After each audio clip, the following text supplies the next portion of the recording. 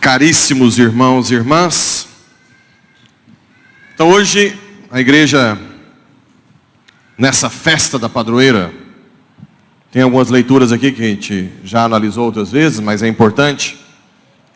Primeiro é o livro de Esther.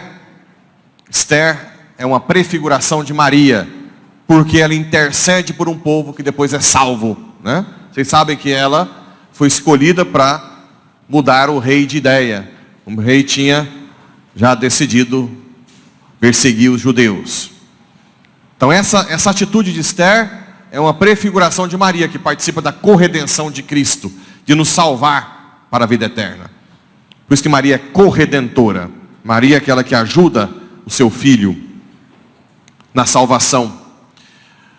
Sempre houve uma discussão, João Paulo II sempre decidiu isso, que a igreja até hoje não bateu o martelo dela corredentora, porque dizem que parece que faltou algo em Cristo.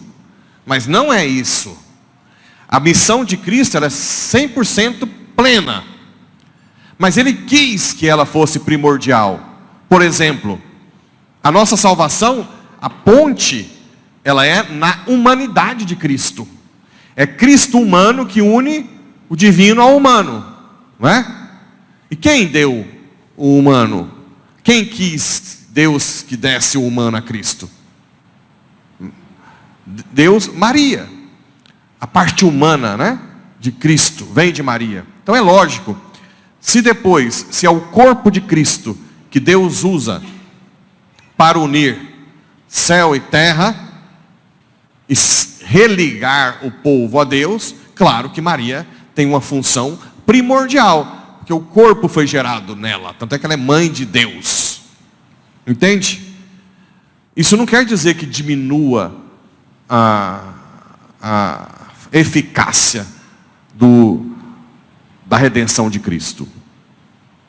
Na segunda leitura, essa batalha. Existe um versículo de Gênesis 3,15, que diz assim: colocarei inimizade entre ti e a mulher, entre a tua descendência e a descendência dela. Isso é uma prefiguração da salvação que Maria dá, através da luta também, batalha com o demônio. Eva não foi seduzida pelo demônio? Então Maria é aquela que pisa na cabeça da serpente. Ou seja, se Eva foi seduzida pelo orgulho, comas e serás como Deus, Maria é aquela que fala: fiat, faça a sua vontade, eis a serva, escrava, depende da tradução da Bíblia, né? A serva do Senhor. Aquele que se coloca a serviço de Deus, ele mata o orgulho daquele que se acha Deus. Comas e serás como Deus, né? Então, essa batalha, o problema é que essa batalha, ela é a batalha com o gênero humano. Desde então, o gênero humano é sempre colocado à prova, para ver se ele vai ser condenado ou se vai ser salvo. Maria é a personificação de quê? Da igreja. Então, essa batalha existe na igreja com o demônio, da igreja contra o demônio, com os sacramentos. Apocalipse mostra a personificação da igreja, que é Maria, combatendo o demônio.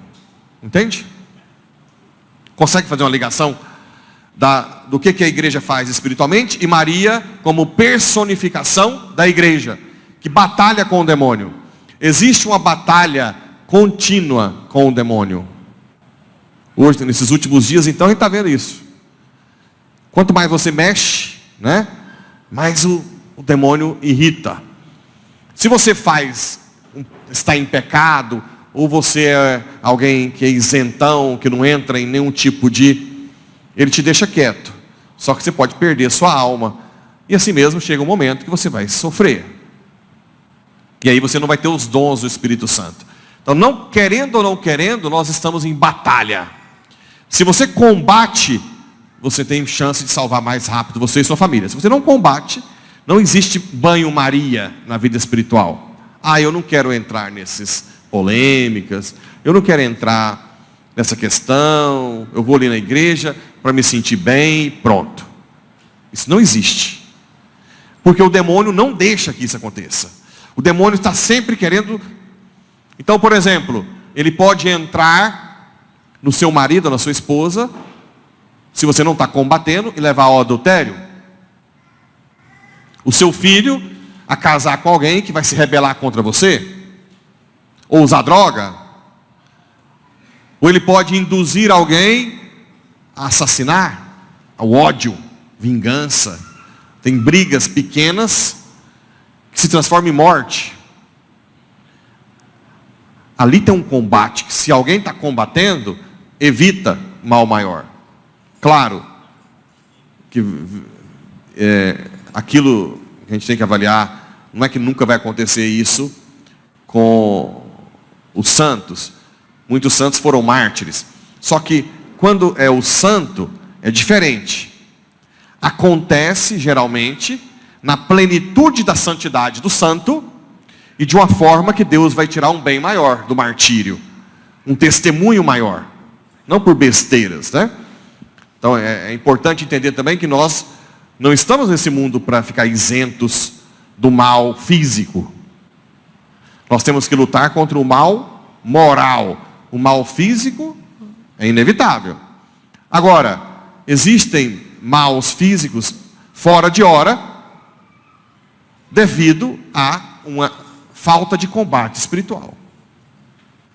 Então aqui, em Apocalipse, apareceu uma mulher vestida de sol. O que é vestida de sol? Plena da graça de Cristo. Tendo a lua debaixo dos pés. O que seria a lua? A morte, sofrimento, né? Uma coroa de 12 estrelas. 12 apóstolos, 12 tribos de Israel. O povo selecionado. O povo santificado. O povo que se torna santo. Tanto do antigo quanto do novo. O resto de Israel, né? Um povo que vai se santificando. E deu à luz a um filho que veio para governar. Mas o filho foi levado para junto de Deus, seu trono. Quando viu que tinha sido expulso para a terra, o dragão começou a perseguir a mulher. Essa perseguição à mulher. O que eu posso traduzir? Perseguição à igreja. É muito importante entender que existe uma perseguição à igreja. Sempre vai ter. Para suportar, você tem que rezar. Rezar muito. Quando você reza, mesmo que o demônio te faça mal, Deus tira um bem. Ok? Então sempre pensar que se você está criando uma batalha espiritual realmente verdadeira, vai existir uma perseguição a você, que é membro da igreja. Assim como perseguiram Cristo. Vocês lembram que o povo tinha ódio de Cristo? Que ele teve que sair porque o povo queria jogá-lo do precipício? Por quê? Porque ele falava a verdade. Essa é a questão. Bem, o outro aspecto abordado no dia da Nossa Senhora Aparecida é as bodas de Caná. Vocês sabem que Deus prepara, desde quando o homem afastou de Deus, prepara o amor divino de uma forma paterna, mas também esponsal. Então, Deus chama Israel de a mulher que eu vou adornar, e também de prostituta, quando Israel busca ídolos.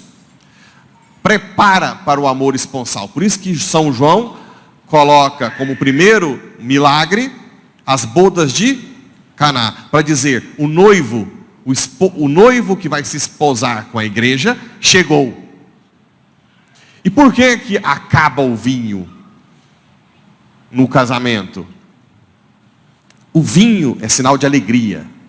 Então, ali é para dizer que todo mundo, toda família, toda pessoa que se afasta de Deus, em algum momento da vida, acaba o vinho.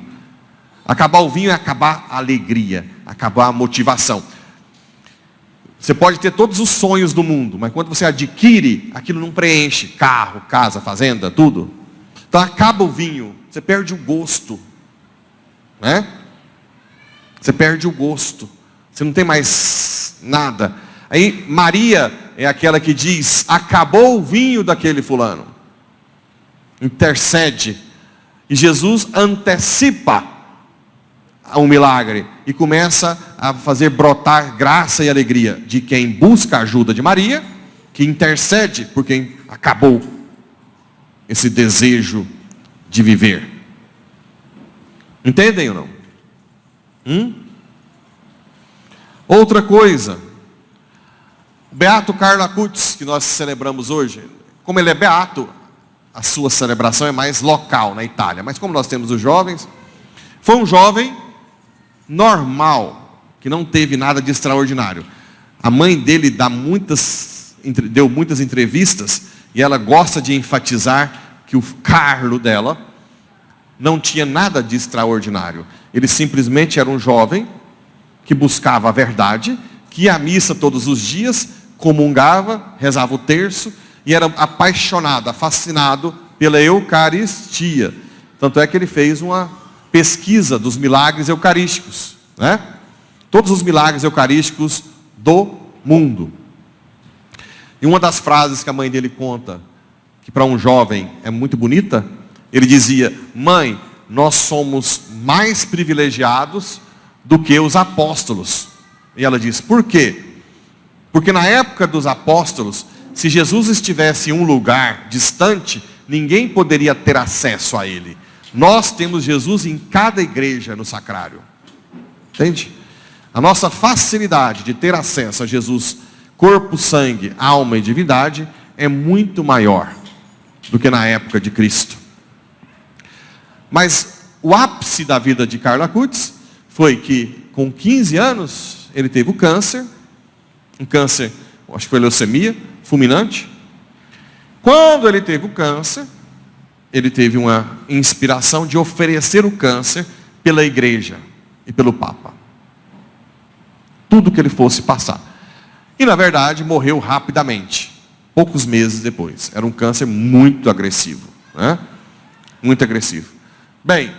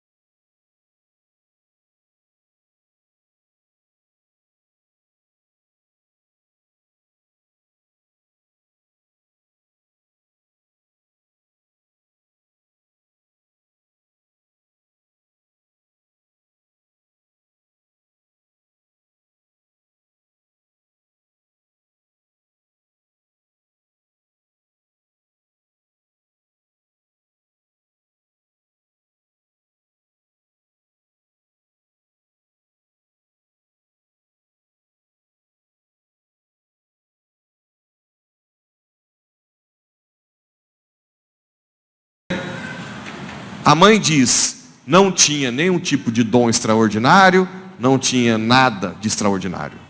Tudo dele era no ordinário. Ele era extraordinário no ordinário, né? Você colocar, como diz Santa Teresinha, amor nas pequenas coisas. É isso que te faz diferente, que faz transcender. Ok? Certo?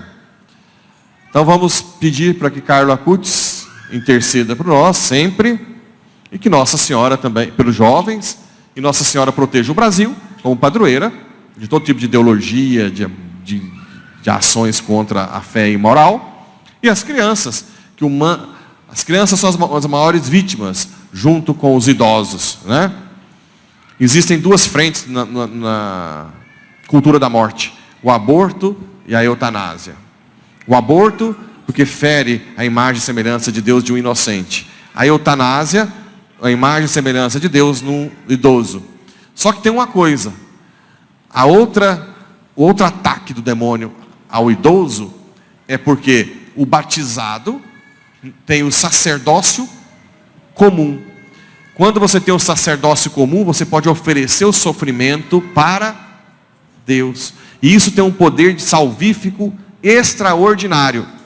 Então, nos países nórdicos, principalmente Inglaterra, Suécia, Noruega, que se tem a eutanásia, começou o sofrimento, se pede para morrer.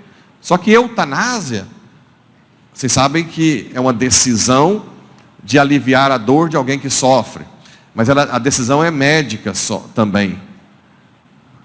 Não é só a pessoa. Então hoje está virando quase que assassinato por dinheiro. Quando dá muito problema de financeiro. Uma coisa que faz não acontecer muito isso é na Suíça. Na Suíça é suicídio assistido. É a própria pessoa que injeta. Justamente para evitar o assassinato em UTI. É estranho, né? Aí depois vem os suecos defender a tartaruga. O que mais? O mico-leão dourado. As águas da Amazônia. Enquanto estão matando frequentemente crianças no ventre e idosos na UTI. Essa é a nossa realidade. Por isso nós temos que rezar muito pelo Brasil. Para que esses ataques não chegam, essas ideologias que lutam pela cultura da morte não entrem no país. Vamos rezar muito a Nossa Senhora e também proteja nossas crianças. Imagina um tráfico de uma criança. Uma criança que fica traficada fora do Brasil, sendo usada sexualmente por tantos e tantos anos. Né? Imagina que coisa mais...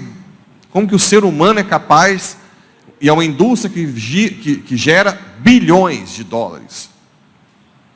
Tráfico de pessoas. Né? Então, claro que é comum no Brasil, mas foi muito mais comum no leste europeu. No leste europeu, e é bizarro o negócio. Até na Polônia, se você andar, por exemplo, na Croácia, é assustador. Vou falar para você, na Estônia, por exemplo, a capital é Tallinn. Você anda no meio da rua, chega um monte te abordando. Você quer essa mulher? Quer essa? Venha. As fotos. Essa aqui. Eu digo, que isso, meu filho? Vem aqui, tem essa aqui. É assustador. Meninas, jovens, né? No leste europeu. Que movimenta bilhões, né? Bilhões. Parece que é coisa... Então é muita coisa grave por trás. Por que a gente tem que combater espiritualmente? Para que isso não cresça no Brasil, para que se quebre esse mal. Né? E principalmente para que tenhamos políticos que protejam a criança, protejam o idoso, protejam a família, protejam a vida. Porque senão isso potencializa fortemente. Então rezem, reza o rosário. Nossa Senhora sempre tem pedido para rezar o rosário. Terço, né? Ou rosário. Eu sempre falo rosário, ou 2 terços, porque se você fala que vai rezar o terço todo dia, quando você não reza nada. Se você falar que vai rezar 2 terços por dia, se você não rezar, quem sabe você reza 1. Se você fala que vai rezar 3, se você não rezar, quem sabe você reza 2 ou 1. Se você fala que vai rezar o rosário, se você não rezar, quem sabe você reza 3, 2, 1. Né? Ok? Então, combate espiritual. Terço, jejum, adoração, combate. E lutar pela verdade. Aceitar ser